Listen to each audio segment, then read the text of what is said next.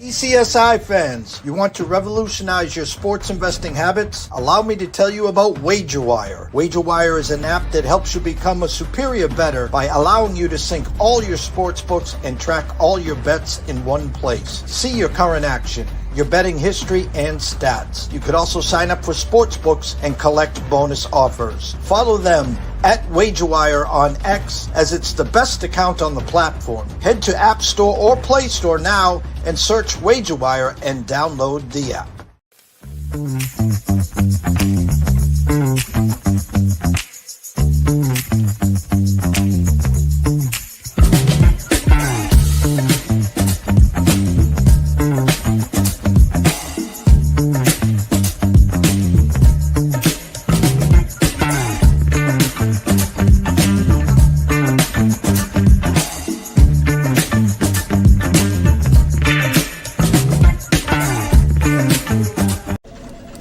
Jared, hey, we're gonna need you to tone it down with the Summer Friday thing, okay?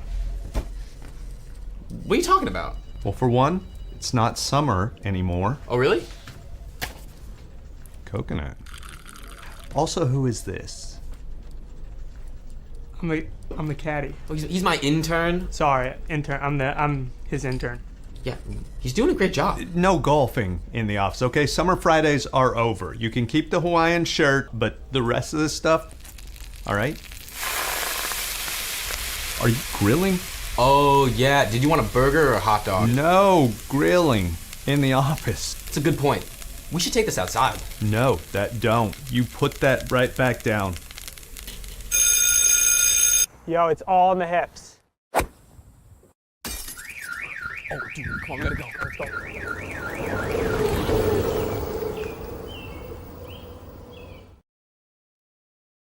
Good morning, sports fans from all around the globe. I am the host, Jeff Dawson, East Coast Sports Investors, and it's that time of the day and week for the Breakfast Bankroll. A little tea time wages, just 2 more tournaments, and the fall of 2024 golf season is over. I talked to Brady Saturday as I was on the Sports Grid with him and Adam Kaufman. I was gifted a weekend of the DP Classic, DP something. I'm always stumbling those.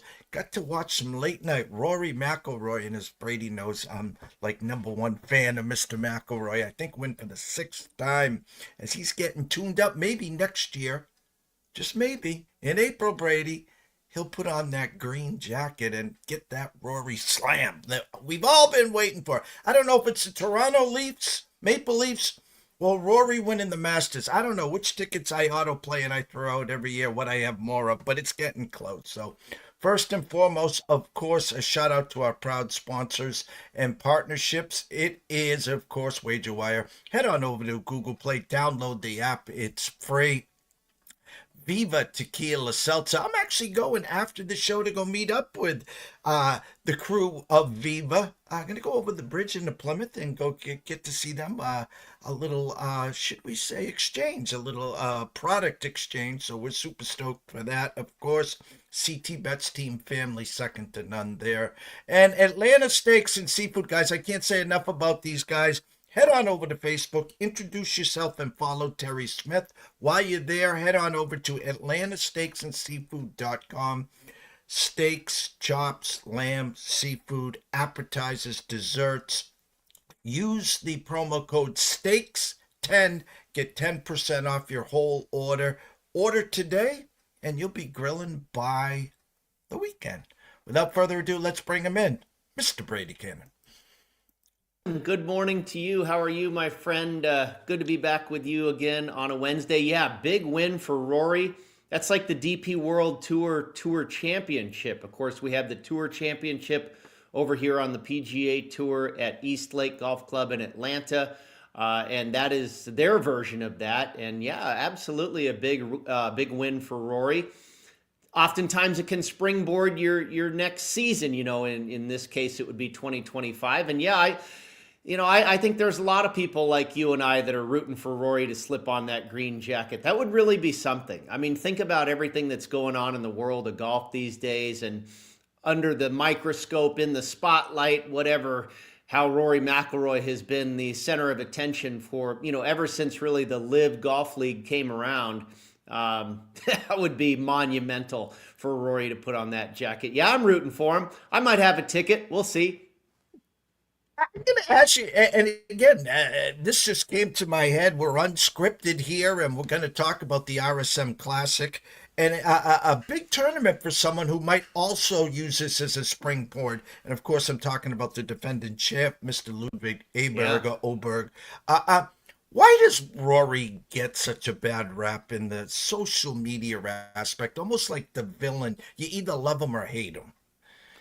Yeah, I guess I certainly don't think he's as polarizing as somebody like a Koepka or a Bryson DeChambeau. DeChambeau, I think, has cooled off a little bit, versus what he was a couple years ago. But I think anytime you're outspoken and you have to be the voice of an organization like that, you're probably going to have enemies. You're probably going to have followers. And, I think that's kind of what Rory's been. And things have been tumultuous, and he's had to kind of change his tune a couple different times. So, some people are going to get on him for that. I mean, you know how it is these days, social media and everything. You can't please everybody. So, you're going to have your detractors. But I think Rory, for the most part, is a backed figure. I don't know really many people at all that really have disdain for Rory McIlroy. I mean, I think the guy's really smart. I think he's very thoughtful. He obviously has a lot of guts going out on a limb and saying it. He's a representative. He's a torchbearer. So, I mean, I think the guy garners respect in that regard. And then you look at his game. I mean, I remember the Wells Fargo at Quail Hollow last year when he just absolutely drummed Xander Schauffele on that Sunday. I mean, the guy's still got a fifth gear that not many people in the world have. So, yeah, I really don't know anybody that, like I say, really does not like Rory. I see people bitch and moan a little bit, but I think for the most part, everybody certainly appreciates Rory's place in the game. And whether you think he's a villain or a hero, I think you have to enjoy the fact that he's around because he moves the needle. He makes for conversation. And I think for the most part, it's all positive. And you talked about that other gear in the bag. And for the general public, some of them might not understand what we're talking about. Rory, when clicking on all cylinders, I always say he has that gear in the bag that no one else on the tour does. I'm not taking anything away from Scotty, Xander, or the best of the best, but he has that gear where, like Tiger in his prime, will just lap a field, Brady.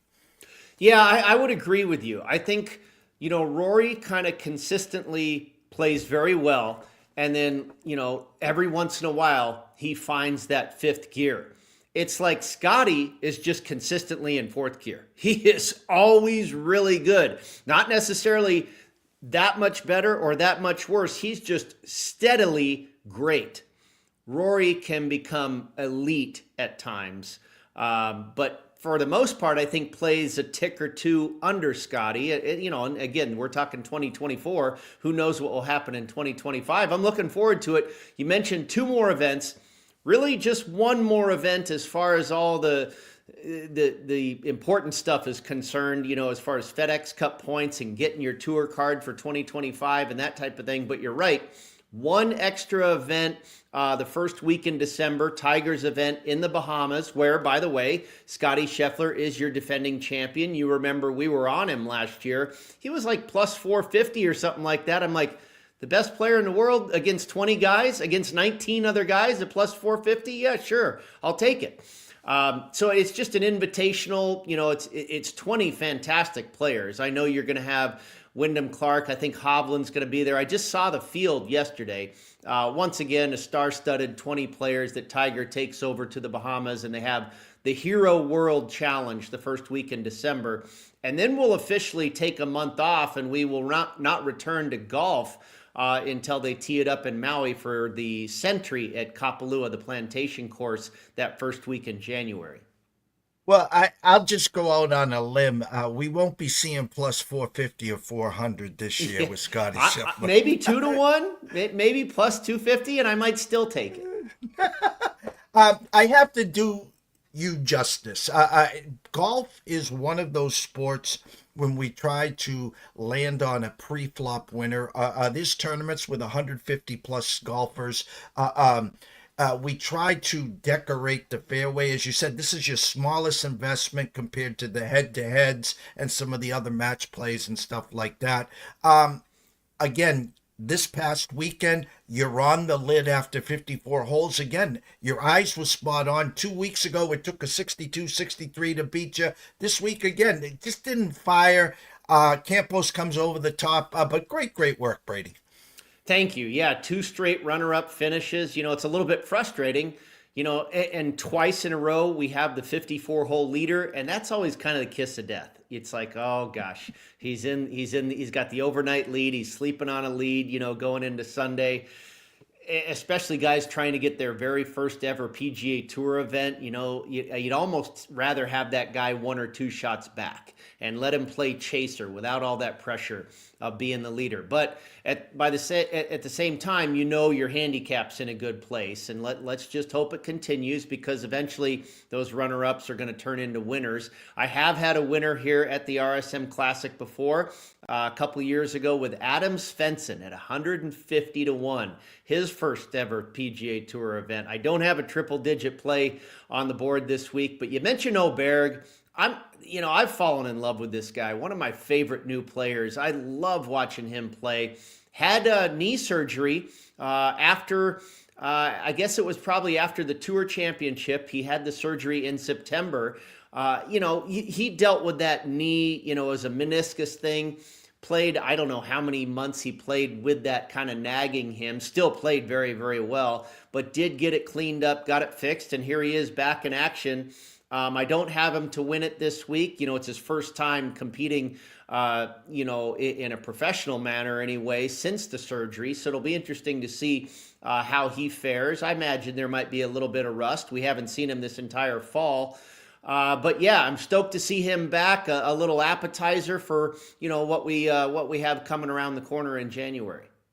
And I'm still having flashbacks of the Masters in the final round on, was it at the turn 10 or 11th hole? Both him and Morikawa right there with Scotty, and both hit the drink there. And then Scotty, we know what Scotty did, of course, on the final 9 holes there. But that was like we knew about Aberg there, but that was like, boom, here he was.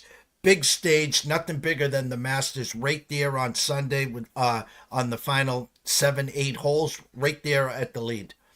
Yeah, that's when the whole world got introduced to Ludvig Aberg. Not a lot of people other than golf enthusiasts like myself and yourself knew about him until that point. And I mean, you look at that swing, and I love the way he plays so fast. He just gets up there, takes a quick waggle, and bang, and putts lights out. If there's one weak part of his game, it's probably scrambling, but he's had, how many months to work on that. Yeah, he's absolutely one of the best players in the world, and I love watching him. We'll roll down Magnolia Lane here pretty quick and see what he's got in store for us this year. But no, that was great to see him come on the scene. And, how these guys, it happened with like Will Zalatoris, they graduate from the Korn Ferry Tour and they play a few events and there's a lot of buzz and, this guy's the next thing. And that even Scotty was like that way back before Scotty, became Scotty. There was a lot of buzz about him coming on up through the ranks. But Aberg, I remember kind of the biggest thing he had on his resume before he got this first PGA Tour win at the RSM Classic. Went to Texas Tech University from Sweden. It's this award, I think, has been around for about 35 years, and that's the Ben Hogan Award. And that's awarded to the best player in college, in collegiate golf. The best golfer in collegiate golf is given the Ben Hogan Award. And there's only been 2 guys in the history of the award that have won it twice. John Rahm at Arizona State and Ludvig Aberg at Texas Tech. And that's, you think about 35 years of the best college golfer, and to have won it twice, and there's only one other guy that has done that, who's also, by the way, a top 5 player in the world. Pretty elite company. You knew he was something special when he won that award twice. RSM Classic this week in St. Simons Island, Georgia, par 70, yardage around 7,005. I'm going to give you the fairway now.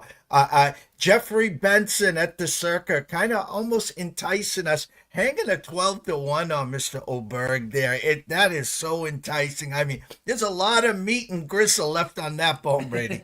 Yeah, I honestly believe, and I'll be talking to Nick Bogdanovich over at Circa later this morning, getting my article together for the tour we call the Prop Farm, where I speak with a lot of bookmakers and kind of get their insight on what's going on at the window.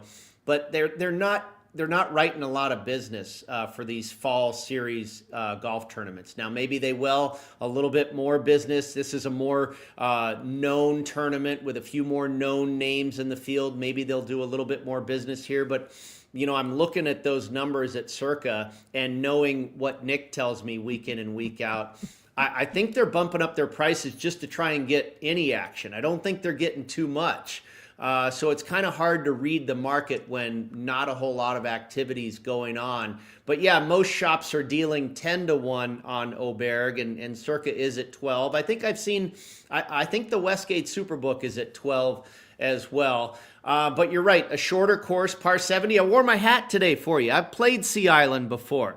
My Sea Island hat, I shot an 80 out there. Pretty good round of golf. But that kind of tells you I didn't find it a tremendously difficult golf course.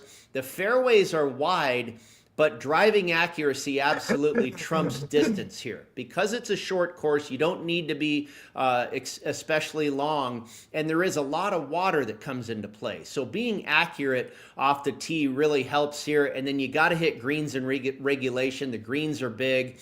And it can be a little bit of a birdie fest. Now, the wind is supposed to blow pretty good on Thursday and then die down a bit on Friday. They play both the Seaside and the Plantation course for the first 2 days, kind of like Torrey Pines, where they play the North and the South, and then they go over to the South at Torrey Pines for the final 3 rounds. The same thing here with Sea Island. They'll play the Seaside course 3 times. Each player plays the Plantation once. And then, of course, they'll have a 36-hole cut. But I really enjoyed the course. The wind is the biggest defense, kind of like we've seen at some of these coastal resorts. Last week at Bermuda, the week before in Cabo San Lucas. And that's kind of the track it is, like we saw last week. Port Royal Golf Club, Colonial, Pebble Beach, Waialae, where they played the Sony, Harbor Town. Again, these shorter coastal tracks that we've seen for a couple weeks in a row now is kind of what we're dealing with here again. And I think that's that type of player that is likely to show himself in the winner's circle this week.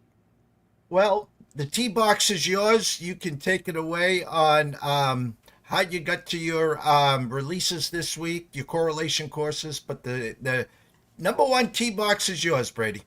All right, well, let's start with Seamus Power, the Irishman who actually lives here in Las Vegas.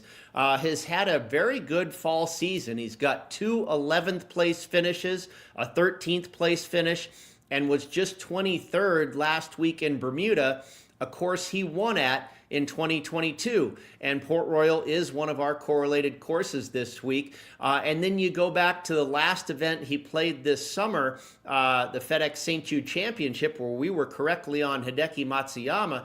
Seamus Power finished 10th that week. And TPC Southwind is another one of our correlated courses. A little bit shorter track, par 70, Bermuda.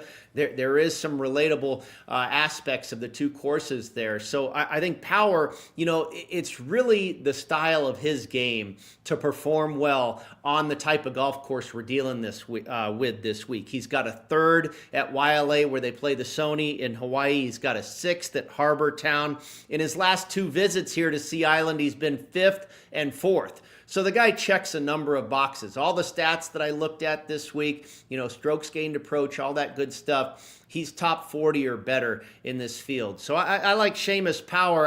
Again, I don't know if he's going to win it, but I think he makes too much sense to not be in contention, and we hope to get him to kick down the door and get to that winner's circle on Sunday. Again, 34-1 on Power. And then Justin Lauer.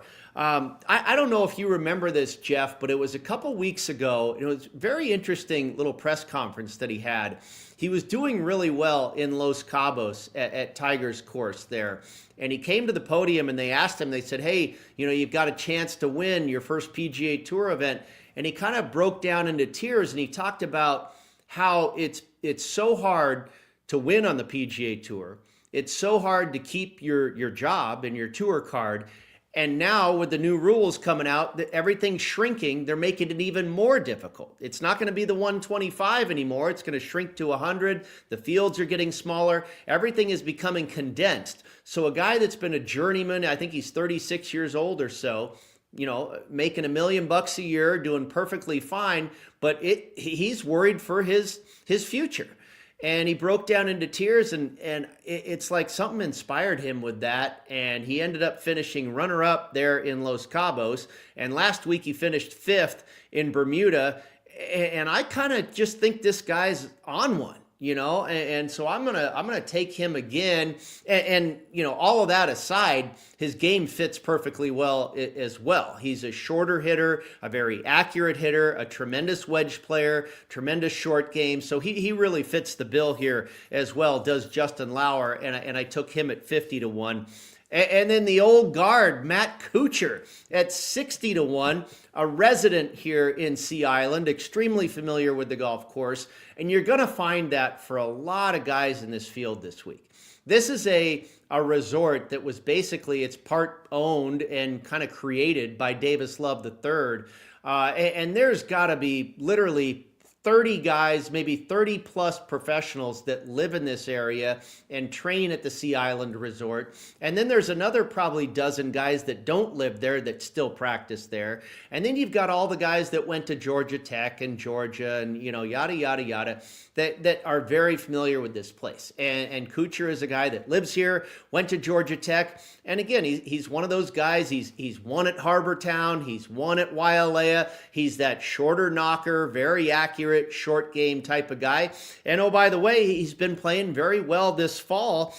In his last 7 starts, he's got 4 top 15 finishes. So I took a shot with Kuchar at 60-1. And we're going back here, buddy. Daniel Berger. One more chance to see if we can get old Danny Boy a win. The Florida State Seminole, a great player on Bermuda grass. That is certainly his best surface. Now, he is currently sitting at 127th in the FedEx Cup fall standings. So he needs to get to 125 to have his playing privileges in 2025. Now, I'm not betting on him just because he's on the bubble and I expect him to flip a switch. But I do like a guy that has been through the major pressure situations of major championships and Ryder Cups. But he also makes a ton of sense for this course. And I think if the putter gets hot, Daniel Berger's going to do just fine and could possibly win this thing. He's won at Colonial. He's won at Pebble Beach. He's won twice at TPC Southwind. And then when you combined Wailea for the Sony and Harbor Town, he's got 3 top 15 finishes and 2 top 10. So Berger, aside from his positioning and his need to play well this week in order to kickstart his 2025 season, he makes a lot of sense otherwise. So I'm going to take another shot with Daniel Berger, got him at 70-1. And then finally, Michael Kim just kind of landed on my radar this week at 75-1. The guy's had really nice finishes in his last 3 starts, 5th, 30th, and then 12th last week at Port Royal. And he does have one PGA Tour victory that came at the John Deere Classic. Again, kind of a shorter course where accuracy is needed, watered down field, get a hot putter, short game, kind of similar, qualifications, if you will, for what you need to win between those 2 courses.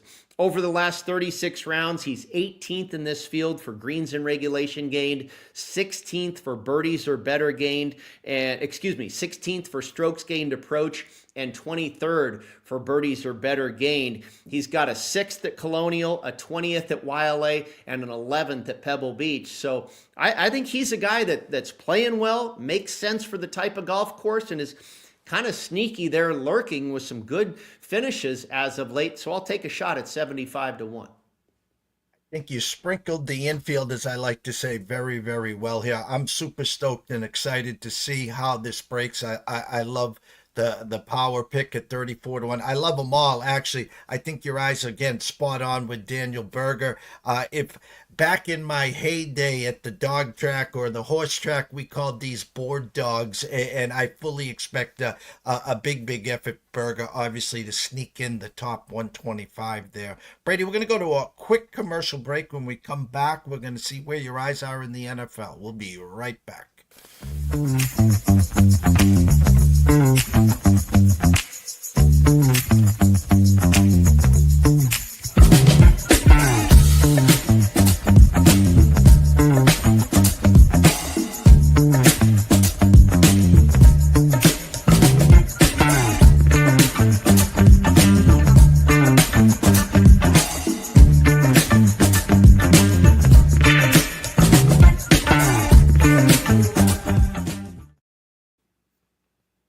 Brady, week number 12 already in the NFL starts tonight. I think weather's going to be an issue here. The Pittsburgh 8-2. I did not have that on my bingo card. I think in the AFC alone, two coaches come to mind for coach of the AFC of the year, which I know they use the whole league. Of course, that would be Mike Tomlin and Sean Payton. But that starts us off tonight. You sent us an email. You got a handful of games that your eyes are on. I'm going to give you the stage again to talk about some of the games that you see. Well, you know, I don't play a lot of Thursday games, and I did incorrectly last week. I was on Washington, and that looked like a good bet for a long time until Philadelphia spoiled the party there. But another divisional tilt here, and I made the number 4.5 on the Steelers. It opened 3.5. I've seen some 4s. There's a fairly significant difference between 3.5 and 4.5, but I don't know if it's enough to get me on the Steelers, in this road favorite position. That's a lot of times where they stub their toe. And we know everybody's in love with the Steelers, including myself. I've made a lot of money on them this season, but I may hold off this particular week. The Commanders have been a good bet for me. Just lost for the second time last week. Betting against them the week before a division game and betting on them when they play in division. Now they're in division for the second straight week here and laying double digits at home to the Cowboys. I might even go 10-point teaser, 7-point teaser. I want to be on the Commanders somehow. We'll see if I end up laying the full 10. I made it 10.5. It opened 10, seeing some 10.5s in the market now. So it looks like there is love for Washington in this matchup. We'll see if I end up there. Where I had some of the biggest discrepancies, the Eagles, I made that 5.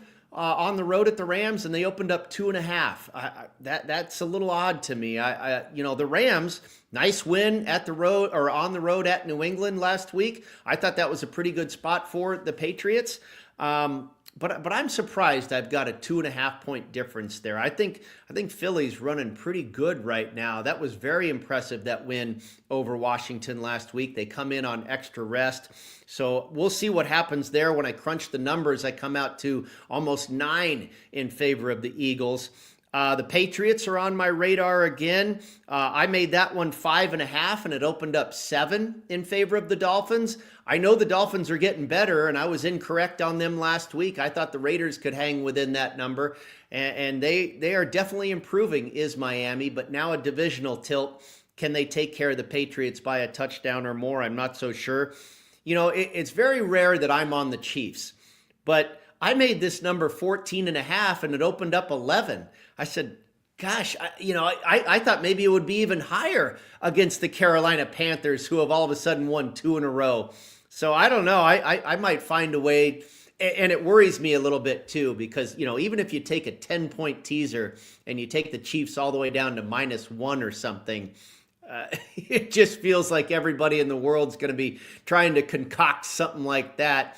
Now, their undefeated season, that bubble was burst as well, especially in college, is oftentimes where we see a team trip up that very next week after that undefeated season has a blemish. We saw that with Iowa State for 3 weeks in a row in college this year. I don't know if that's going to happen to the Chiefs, but just interesting that I had a 3.5-point difference in that line. And then finally, the Giants.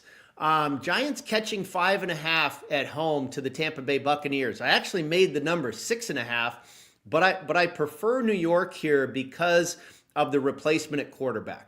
The old bounce theory with a change there at the helm, if you will. We see it with the new coach, the New Orleans Saints on a 2-game winning streak with the new coach.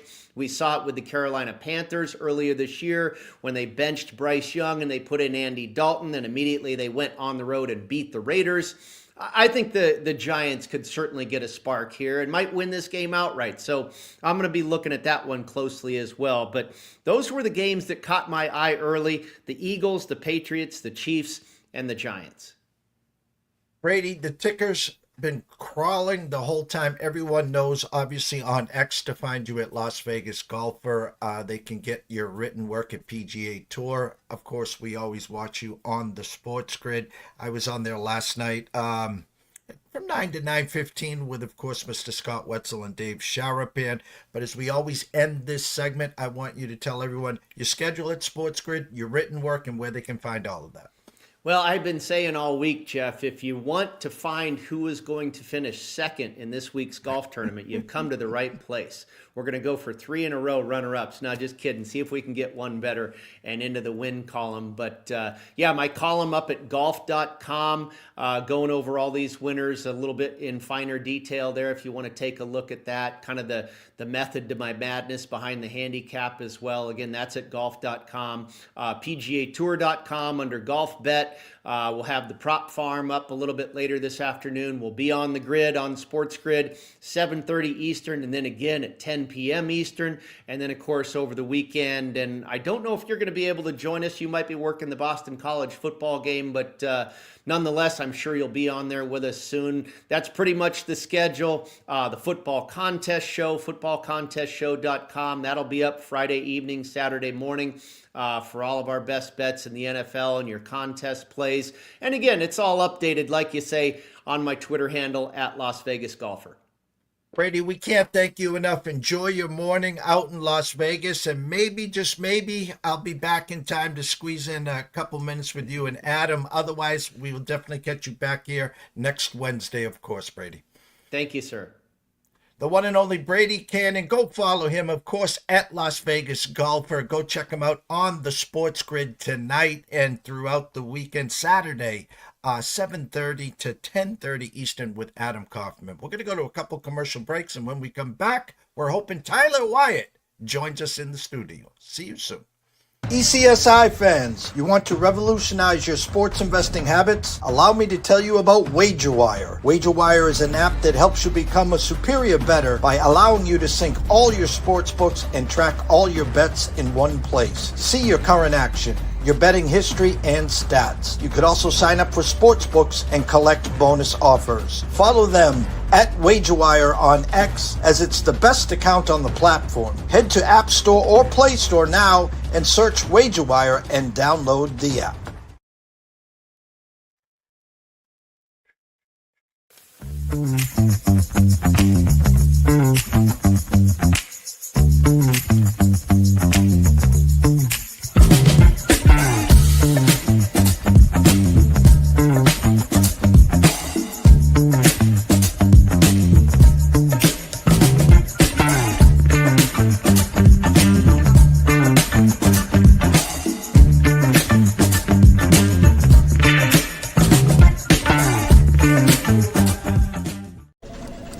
Jared, hey, we're gonna need you to tone it down with the Summer Friday thing, okay? What are you talking about? Well, for one, it's not summer anymore. Oh, really? Coconut. Also, who is this? I'm the caddy. Oh, he's my intern. Sorry, intern. I'm his intern. Yeah, he's doing a great job. No golfing in the office, okay? Summer Fridays are over. You can keep the Hawaiian shirt, but the rest of this stuff, all right? Are you grilling? Oh, yeah. Did you want a burger or a hot dog? No, grilling in the office. It's a good point. We should take this outside. No, that don't. You put that right back down. Yo, it's all in the hips. Oh, dude, come on, we gotta go. Let's go.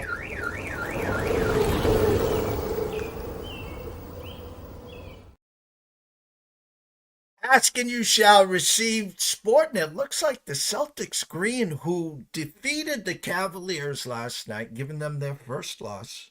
But it doesn't matter if you win or lose, it's if you cover. And a lot of steam came in the Celtics late. Great start, but the Cavaliers covered, but it is what it is. The one and only Mr. Tyler Wyatt. What's Morning, happening, sir. JD? What's How are happening?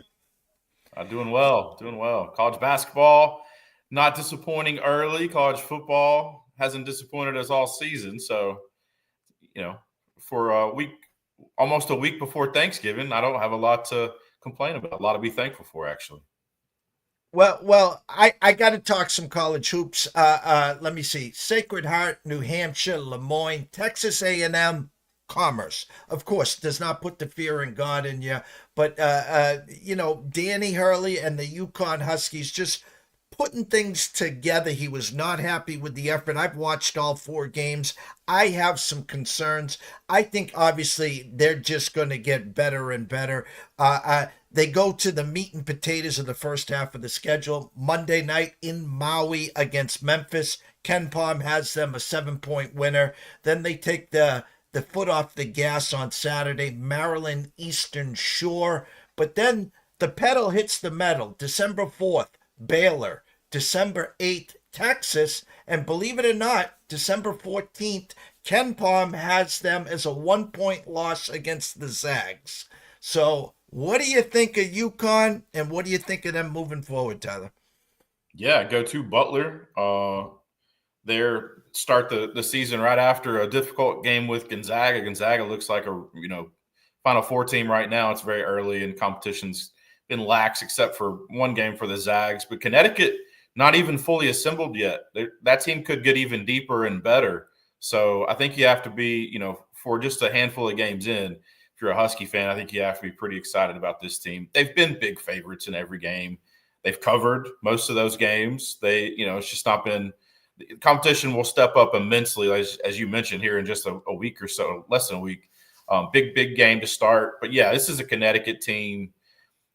You can't get too bent out of shape if they drop one of these games in December. You mentioned they're going to be a dog there, probably in that look-ahead line. I actually have them almost a 3-point favorite in that game, so I'm excited for as early as we can get a number on that one. I want to get a bettable number. But yeah, this is a UConn team primed for March. We saw over the last couple of seasons they had some rough spells. Go back 2 years ago, you and I did a show together. Big buyers on UConn, and then they go on a 5 or 6 game losing streak there in the kind of meaty part of the conference schedule. They win a national title. So this is a team that they've done it in different ways. They've kind of struggled at times during the season and rallied and gotten really good there at the right time. They've been good throughout an entire season last year. This season will be, I think, much more similar to last season's team. They're really, really good. They are one of the teams that you need to be talking about for national championship. Reason their odds are as low as they are is they're looking to be one of the first to be the first team in a long time to win 3 in a row.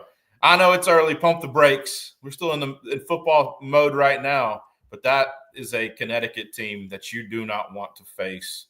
Really excited for their December schedule. And, holidays, we get football and we get really good basketball tournaments. Really, really excited for the next, 7 to 10 days.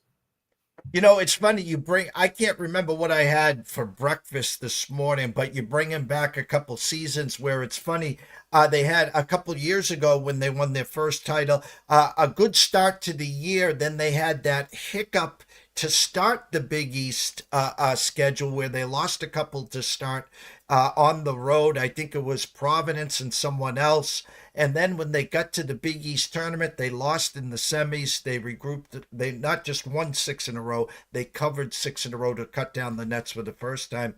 Last year, again, comically, undefeated leading up to the Big East schedule. They lose the opener on the road at Seton Hall, sheet the rest of the way until that game against Creighton late in the year, which was a layup for Creighton there. And then they go on not only to win the Big East tournament, but to win 6 in a row and cover another 6 in a row here. So I'm looking at the schedule here. They do open up their Big East schedule after the Zags at home against Xavier. Then they travel to Butler, and Ken Palm's got them as a 9-point winner at Butler. So I'll circle December 21st as the first. I think they could have a hiccup between Baylor, Texas, and Gonzaga, don't get me wrong. But if there was a game, maybe that's the game, Tyler. Yeah, and that's as tough a 3-game stretch non-conference as anyone will play. Maybe there's a tournament, maybe one of the Maui tournaments or one of the Bahamas tournaments, you have a team that could face, 2 or 3 top 10 teams in a pretty short stretch. They play there on the 4th, and then they get a break after Texas on the 8th. They go a week without a game, and then they play what will be one of the best non-conference games of the season with the game against Gonzaga in New York City. If that's at MSG, I may have to make my way up there for a long mid-December weekend. Not the exact time of year I want to make my way to Boston, but if I could get up there and see that, catch a Celtics game, and head over to Encore, that would be a pretty good 3 or 4 days, despite what the weather may hold. Yeah, that schedule is really tough. 2 years ago, when I was a buyer on the Huskies before conference, and then they go on that losing stretch and their odds lengthen. I doubled down, so I was thankful that they actually got there. I thought they were still a team that had a tremendous amount of value. A lot of people were selling. I'm doubling down, saying I still think they're really, really good. Yeah, last year, different team. This December schedule will help them. But I will say that's one thing that Hurley has not done. He has not shied away from playing anyone. He knows that that will help his team when they get into the tougher part of their conference schedule. Conference is really good this year. I have them somewhere between 2 and 3 in my conference power ratings. There are a number of conferences this year that are going to be really, really good. The ACC, always really good. SEC this year, I think, will take a step forward. Number of really good teams there. But yeah, this is a conference that just, when I think of basketball, this is the conference that comes to mind. Old school, just tough, gritty basketball played in the 60s and 70s. It's not they're not trying to shoot 43s and get up and down the court. Just really, really tough basketball. This is a team that's built to play tough, and they'll have a tough stretch. If they drop one of those 3, it's not gonna have any long-term implications. This is a Huskies team that's built to win another title. I hope they get there. This is a Hurley spurn my Kentucky Wildcats. I'm okay with the Pope decision. Through 3 games, we've looked 4 games, I guess now at this point, we look pretty good. I wanted Hurley because I think he is the best coach in all of college basketball. So that's not a homer. That's not me saying that as a Connecticut guy or as a guy that lives in the Northeast. I respect him as a basketball coach. He knows what he needs to do for this team. And he schedules really tough opponents to kind of test where they are early, because he knows it helps them when they get into not only just through the regular season, when they get into conference play, and then ultimately when you make it to the postseason, because he knows I'm going to have my team in the postseason. These games against Gonzaga, against Baylor, against Texas are essentially Sweet 16 or Elite 8 type of games played in December. He knows what he's doing. This team will be fine. Even if they do have a couple of hiccups before the conference starts, they'll be fine. Before we jump into college football here, again, I usually do a lot of leaning on Ken Palm here. The 4 factors that you always hear coming into March and the teams that do the best during the March Madness run here. He's got the Zags 1, Auburn 2, Alabama 3, Houston 4, Baylor 5, Purdue 6, who I loved Marquette. I was on Sports Grid last night. I gave out the under there. I actually had Marquette scoring 78 points to boot, which was kind of comical there. UNC, Connecticut, Duke, Kansas. And I'll just say this. I know one guy can't win a title anymore. It's not like the old days, okay? But I am scared to death of this Duke team, meaning, as you said, UConn's going to build, and grow. The supporting parts around Cooper Flag and Duke, I think, are just going to get better as the season progresses. And I hope they're on the right side and we're on the left side come March. Yeah, they're second in my power rating. Against in that Kentucky game, he played a brilliant game for I don't know how many minutes he actually logged, but for 38 minutes, he was brilliant. Last 2 possessions, he's 17 years old. He's going to make mistakes. He'll learn from those. The kid is, from all the guys that I've talked to that scout for NBA teams, guys that I'm friends with that coach at the collegiate level, he is as high a prospect at that age as we've seen since LeBron. I'm not saying he's going to be the next LeBron, but for a kid that's 17, I mean, literally, he could take one more year of high school. Technically, spent the last couple of years there at prep school. Kid from Maine he had to relocate to kind of get tested. From a basketball perspective, he will be fine. That Duke team will be fine. That was as a Kentucky fan, I will say I was proud of what Kentucky was able to do. Jump out to a lead, give it up. Duke stretches to a 10-point lead there in the second half. Kentucky, new roster, what Pope was able to do, get a little moxie with those guys, rally, and then ultimately beat a really talented Duke team. That's a team with 3 lottery picks. Could be 3 top, maybe top 10 picks. Certainly 2, I think, of the top 6, where Malachi ends up and Kneppel. I mean, that's a team that is going to be dangerous all season. If they stay healthy, they deserve to be, in that top 4, top 5 teams. Houston right now is number 1 in mine. A lot of that is defensive efficiency. They're so good defensively. They are capable of laying a big egg in a big game. In coaching matchups, I don't give Samson an edge against many of the upper echelon guys. Auburn is a team that's in my top 5. They're at 4. UConn, number 3 in my power rating. Gonzaga in there with Baylor. And then, you have a team like Kentucky that's creeping into the top 10. This is, a lot of blue bloods. North Carolina coming in at 7th in my power rating. It's a year of blue bloods, rising to the top.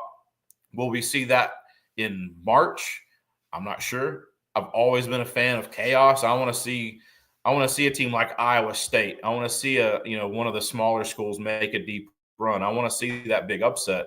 But yeah, this is the blue bloods right now may be as good, and it's really early. There's a lot of things that could happen, at the end of December when we get into conference play. Some of these teams could fall.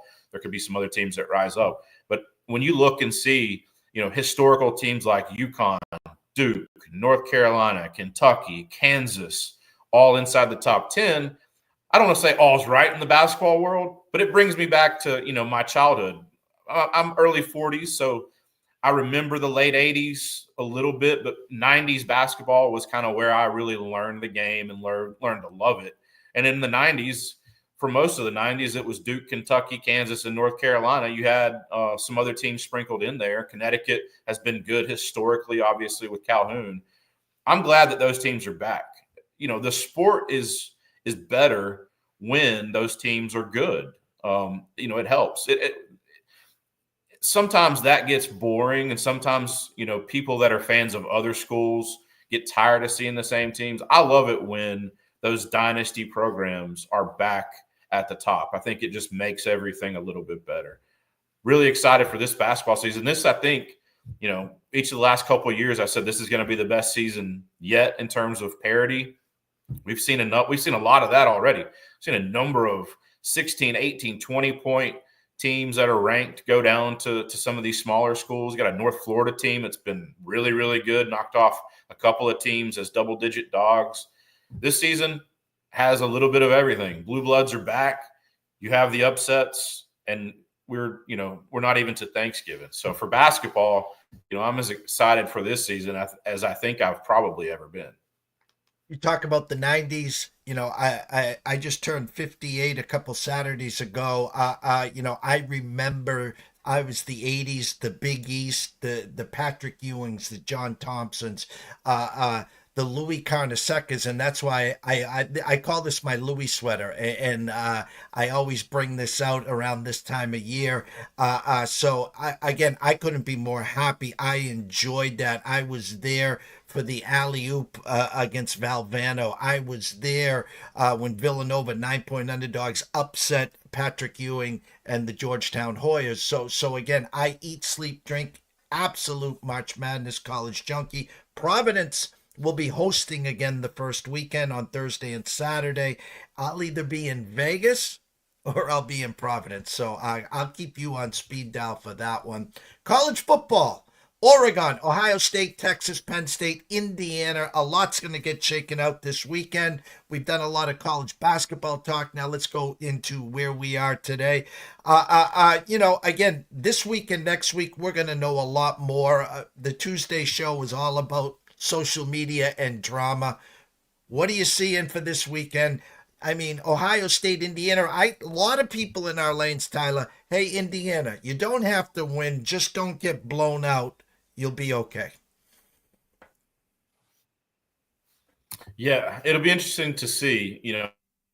I'm not going to pencil that in as a win already. Ohio State, obviously, that number has been all over the place. 13.5 looks like see some 13.5s on the odd screen. 14. It's been up and down.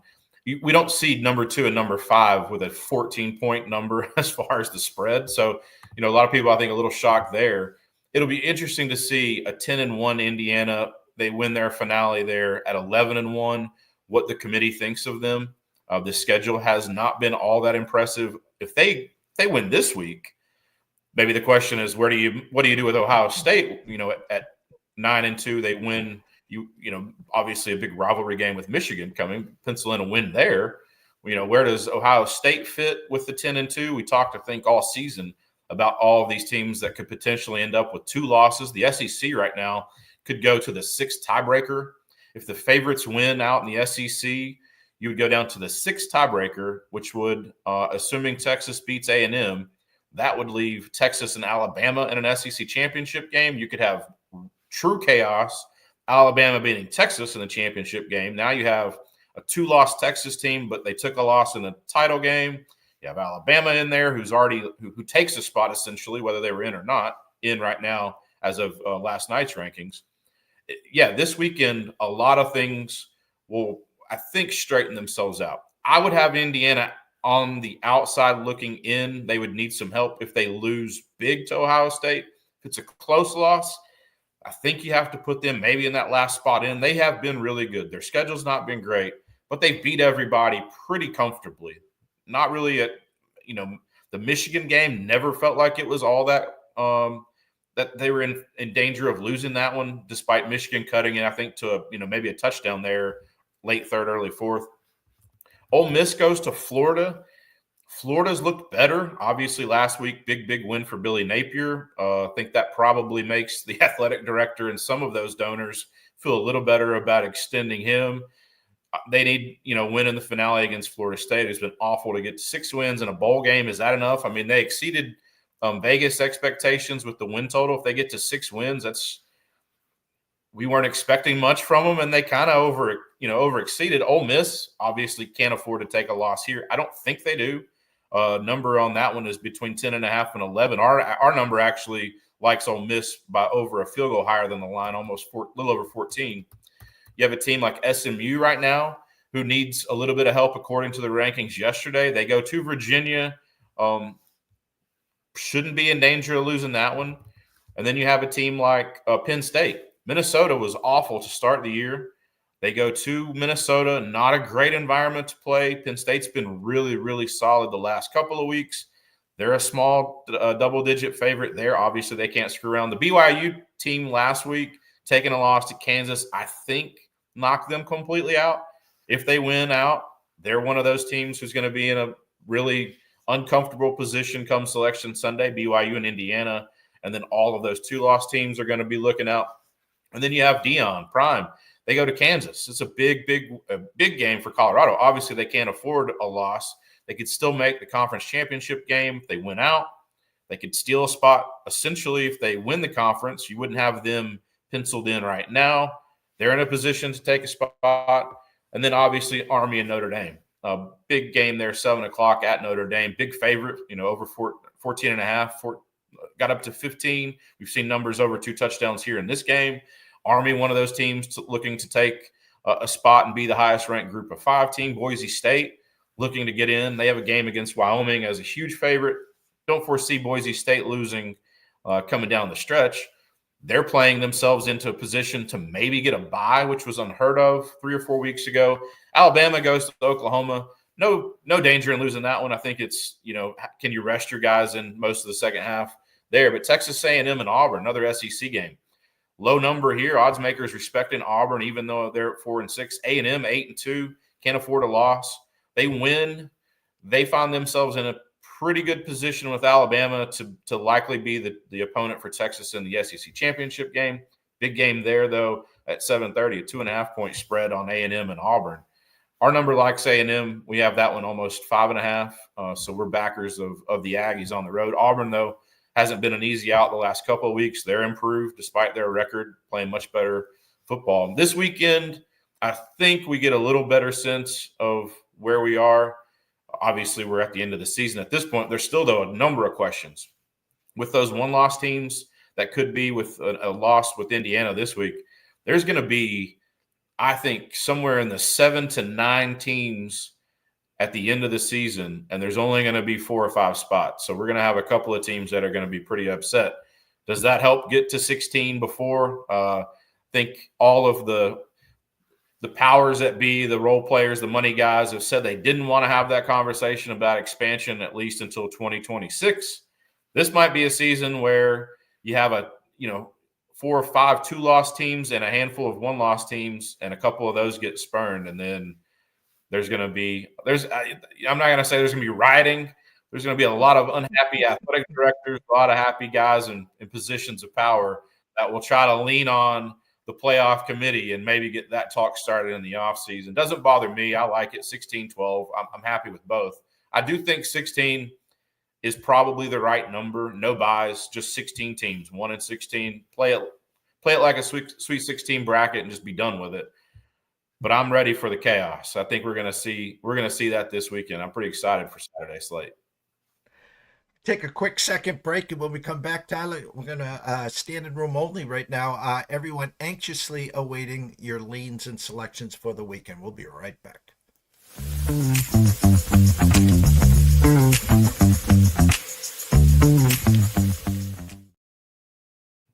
The stage is yours, Tyler. Yeah, we just talked about a couple of those games.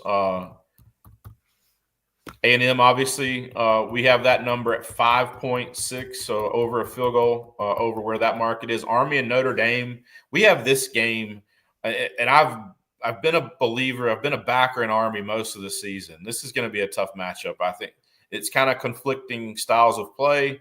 Army will want to obviously been really, really good running the ball, have shown that they are able to pass the ball. Notre Dame, after that Northern Illinois loss, I thought this was a team that had next to zero chance of turning it around. I thought it was going to be a long season for the Irish. They proved me wrong.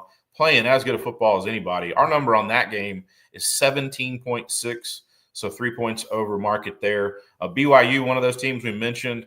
I have BYU a small favorite in this game. Arizona State right now, you can get Arizona State 3 and 48.5. I've got BYU almost a half point, 0.4 and 51.7. So have this one going over. Have BYU winning. I think that loss last week will get another tough. It is a tough road game here. I've taken a tough home loss. BYU, I think, winners there.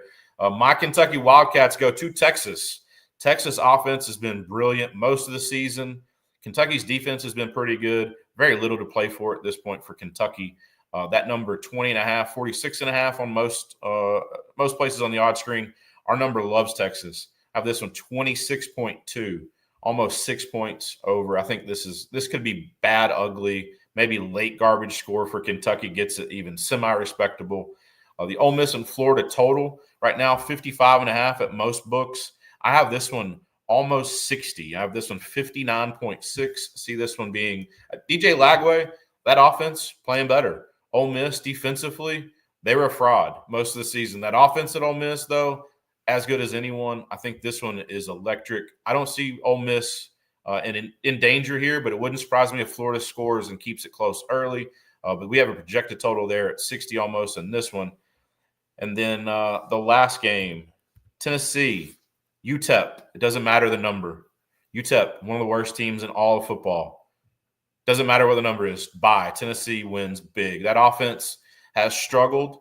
Josh Heupel will have to do anything that he can do to make that resume look better. It's a UTEP team that you can't make that look better unless you beat them by about 70. That's the only way you can make the UTEP on your schedule look any better. They will try to score as many points as they can. Dylan Sampson should be able to run for over 200 yards and a couple of scores pretty quick in this one. UTEP bad. Tennessee needs to score. They need to do all the things they can do before next week, which is, dare we say, a tough game at Vanderbilt. 6 weeks ago, 2 games in, if I had told you that Tennessee and Vanderbilt was going to be an exciting storyline, that stadium might be half Vandy fans, there's no chance that anyone would have believed that. I was in Nashville for their 3rd game of the season. There may have been 4,000 people in the entire stadium. This ticket right now, they're going for $250 and $300. A Vanderbilt football game is never, ever, not even the Jay Cutler days, been hard to get. This will be a really tough ticket to get next week. Big game for Tennessee next week. They need to do something offensively. I think Josh Heupel will open up that entire playbook against UTEP, and they win in a huge, huge way. Having flashbacks to 9 weeks ago against Kent State, we gave out the team total at Tennessee, and I think it was like 50 something. They got it at halftime. So, Tyler, we always end this segment right here. Tell everyone where they can find you on the X. Yeah, easiest way, Tyler Wyatt Bets at Odds Culture or oddsculture.com.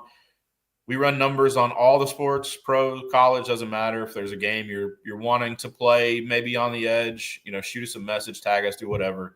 I'll send you all the info I have. I promise you won't want to look at it. It's a lot, but you can sort through it and maybe kind of educate yourself. And I'll give you our prediction. You don't have to follow that, but I can give you all the data that you'll want. Maybe help you make a decision that ultimately is hopefully a profitable one. Tyler, always great to chat with you. I like that idea of maybe meeting up at Madison Square Garden for the Zags and UConn, and then head on down to Boston. I'll call my guy if the Celtics are in town. Obviously, I'll take care of you there. We'll head up to the Celtics. You already got the hat on. Maybe we can get Julian from DraftKings over, and then you can finish your weekend trip with a little encore. How's that sound? Yeah, we'll get Julian and all the CT. We'll get all those guys together, and we'll make it a pretty memorable weekend. Have a great weekend, Tyler. We'll catch up soon. You too, brother. Tyler Wyatt, go follow him at Tyler Wyatt Bets at Odds Culture. We're going to go to a quick commercial break and we're going to wrap it up. See you in 2 seconds. ECSI fans, you want to revolutionize your sports investing habits? Allow me to tell you about WagerWire. WagerWire is an app that helps you become a superior bettor by allowing you to sync all your sports books and track all your bets in one place. See your current action, your betting history, and stats. You could also sign up for sports books and collect bonus offers. Follow them at WagerWire on X, as it's the best account on the platform. Head to App Store or Play Store now and search WagerWire and download the app. 2,000 years long, we will never settle. Hard days, no way, with a heavy metal. No time, no fail, won't stop here. Like a torch to a flame when it burns hot.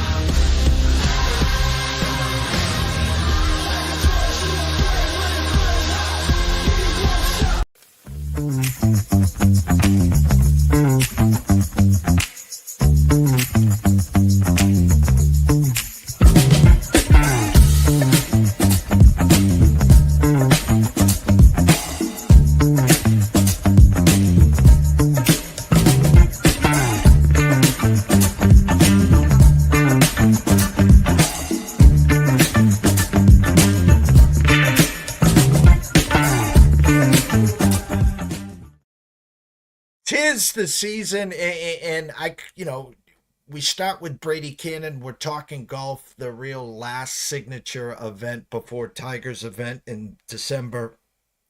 Big implications to get your tour card for the final 125 there.